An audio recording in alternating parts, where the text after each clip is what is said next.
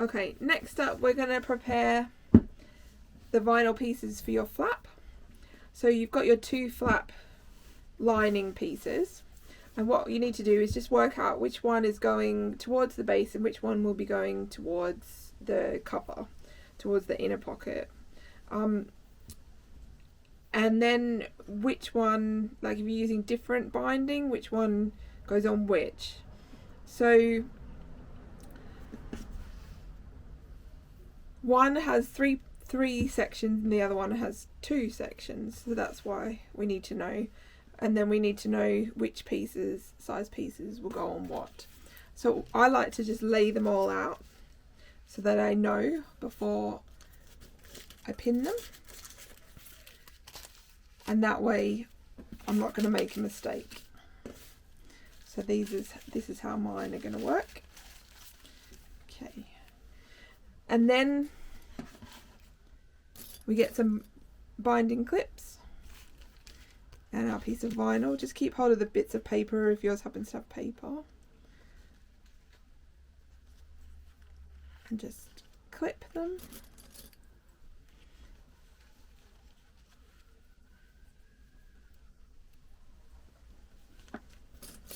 In place, and repeat for each of your pieces. Okay, next up we're going to attach our binding strips to the vinyl that we clipped yesterday with binding clips. You can use a Teflon foot if you want. That can help stop it from slipping. I find just my normal foot on this machine, it drags, and sometimes even on the base of the machine, so you can put a piece of paper down or a piece of fabric down just to stop it from dragging. The other thing you can use, which is what I do, is a walking foot. I find that very helpful.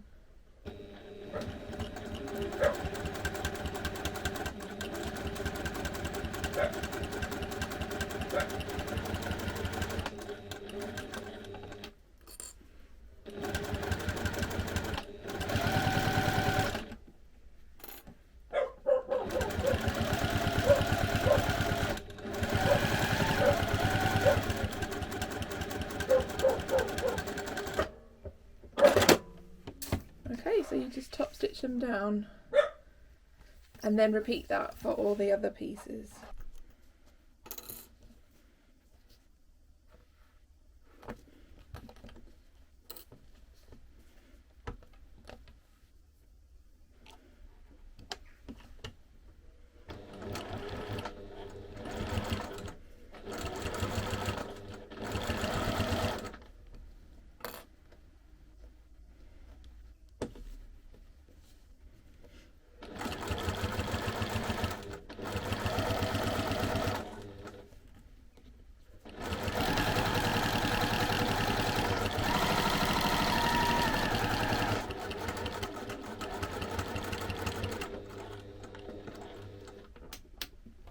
Okay, so the next part we're going to look at is our flap, and we have the 2 sides of the flap.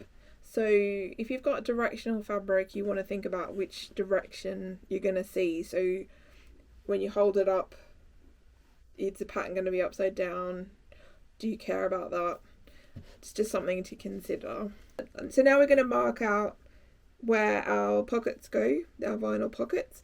So you can either use a Hera marker, or you could use, I like these Soline pencils, they're very good. You won't see it later because your binding will go over the top of it, so it's not too big a deal to worry about. Okay, so you can either measure from the top or the bottom, whichever way you want to do. So the pockets themselves are 4 inches. So if you're going to do it from the bottom, then you want to measure, I would say 3 7/8, so that you get it covered with the Hera marker. I think I prefer the Hera marker because it leaves like a dent but not a mark.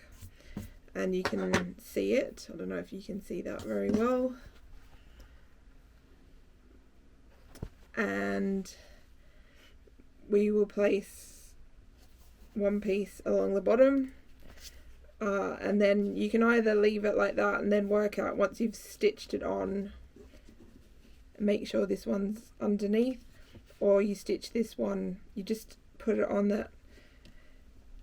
that mark that we just made, and then sew 1/8 of an inch along the top, and it will definitely be covered underneath.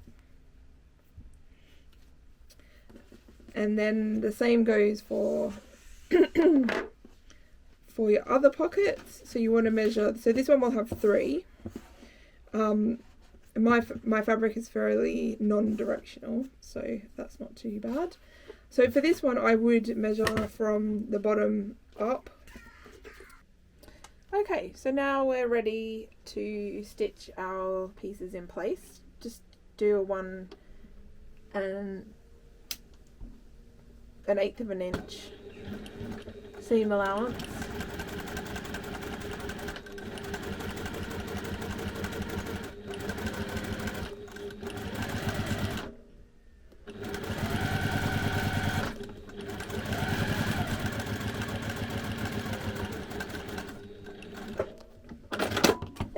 Okay, and then you can fold that one over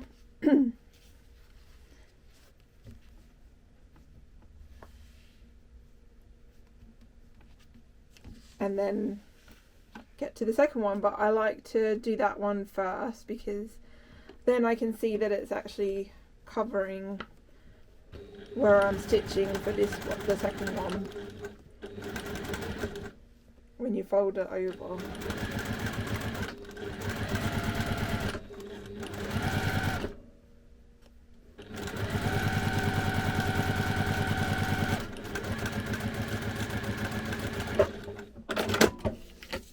Excellent.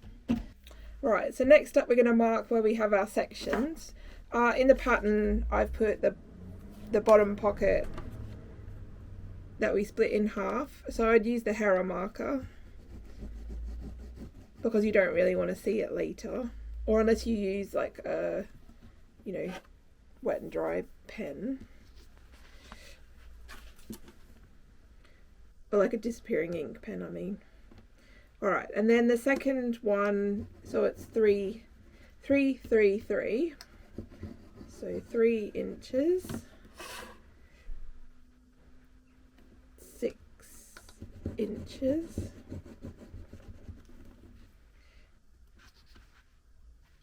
and then the last one is the same.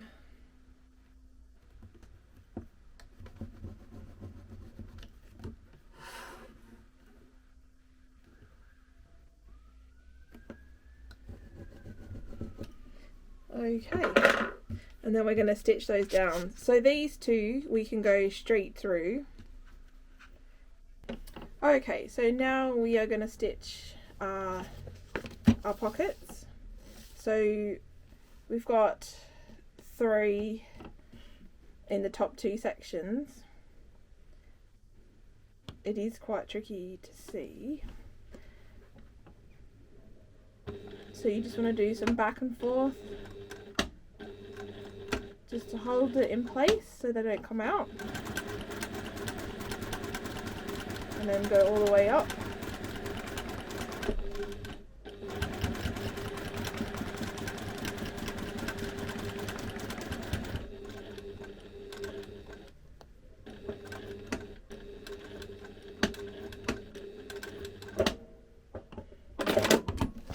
So that's one set.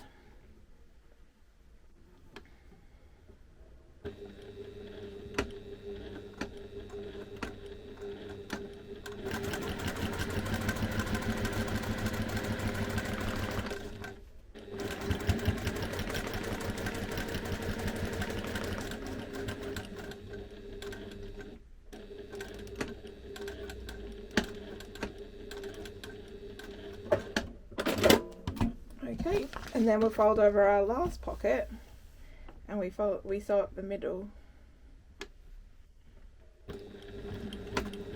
And you could do whatever configuration you want, or if you've done 2 pockets, that's fine.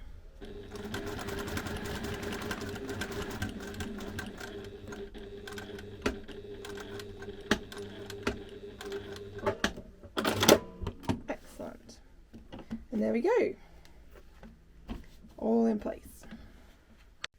Okay, the final preparation for the flaps is you need to baste around the sides, so just down the sides, so 1/8 of an inch down each side.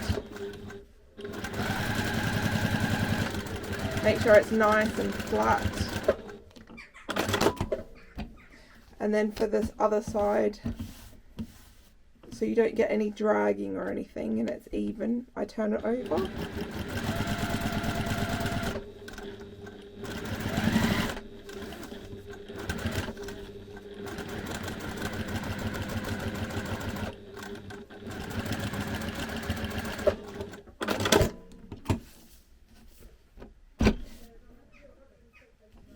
There we go, ready to go. Okay, now that our snap is in place, we're ready to do our flap. So take one side of your flap and put your piece of pell on and put it right up to the edge of each of the edges, and then take the other half of the flap and then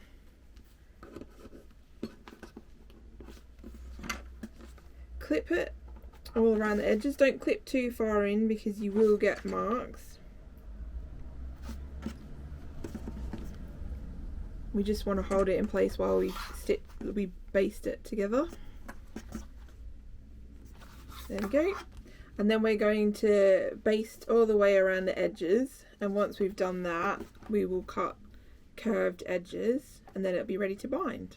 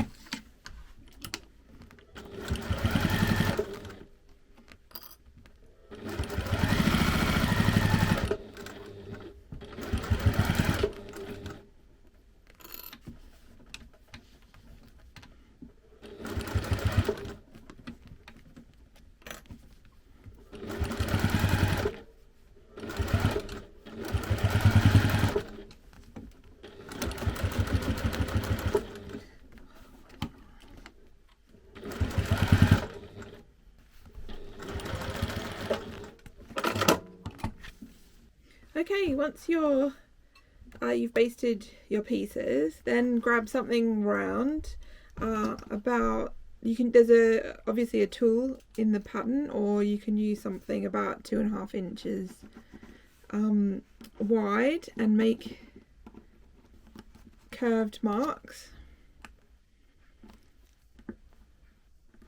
And then after you've done that, then you can, if you stitch them and then cut them afterwards, is probably safest. Okay, so then just stitch your curves.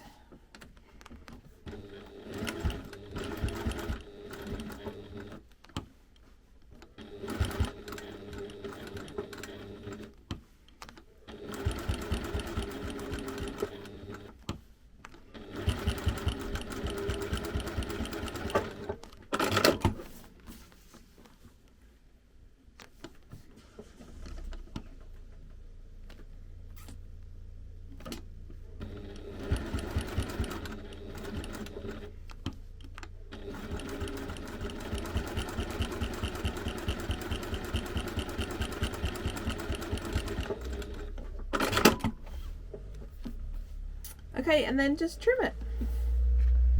Okay, so now we're going to put the binding on our flap. There are two ways that you can do this. One is either just stitch on one side all the way around, and then pull it over and then top stitch all the way around. Or you can get the pain over and done with quickly, because this is not my favourite part, and put the binding, I just put the binding clips on. Make sure that the edge of your, where you've made a crease, is right on the very edge, and pull it taut but not tight, if that makes sense.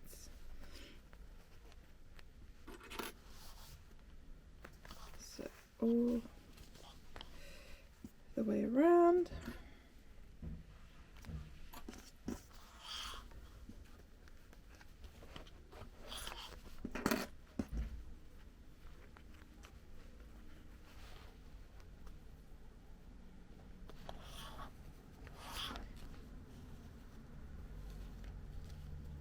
Until you've covered all the raw edge.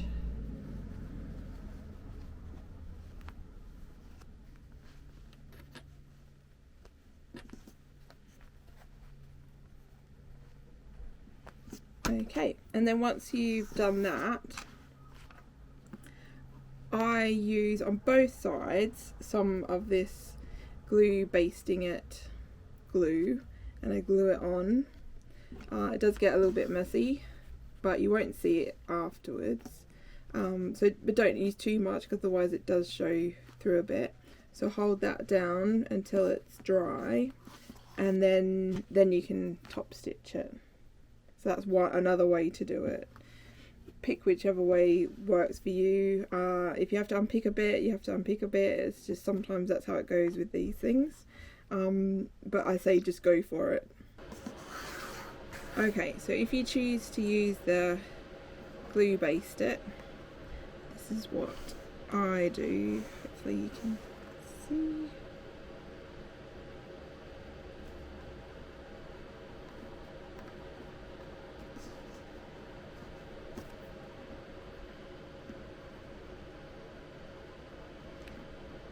I find it sticks quite well to the stitching,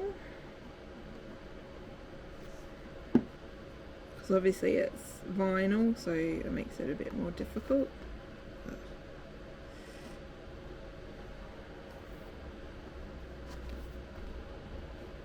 If you do make a mistake or get too much on, just fix it straight away, I would say. And then press down.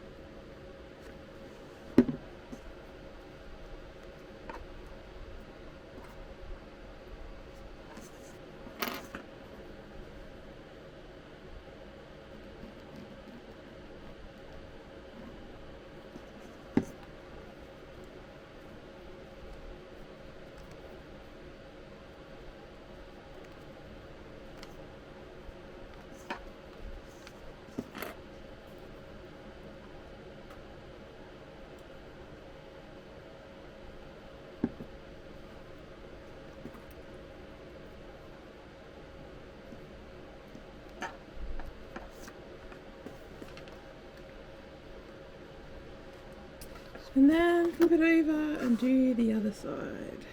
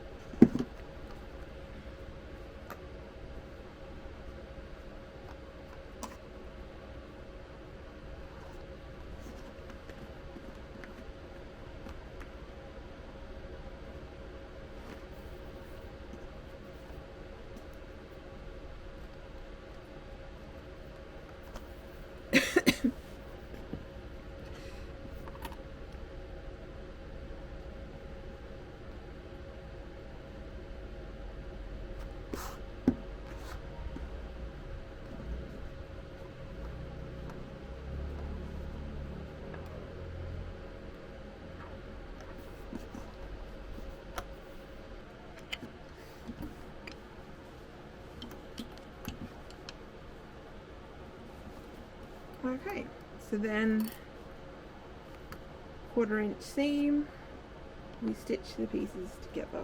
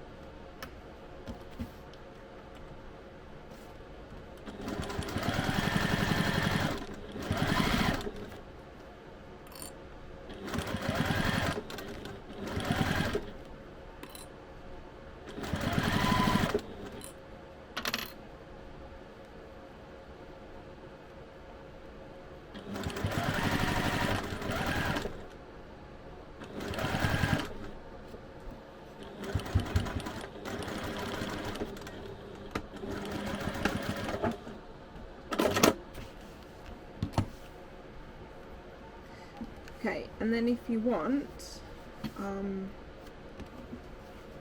you can, just to keep it in place later on, like the flap the right way, you can do some top stitching, which is what I like to do. So you can press it first or just finger press it, is fine.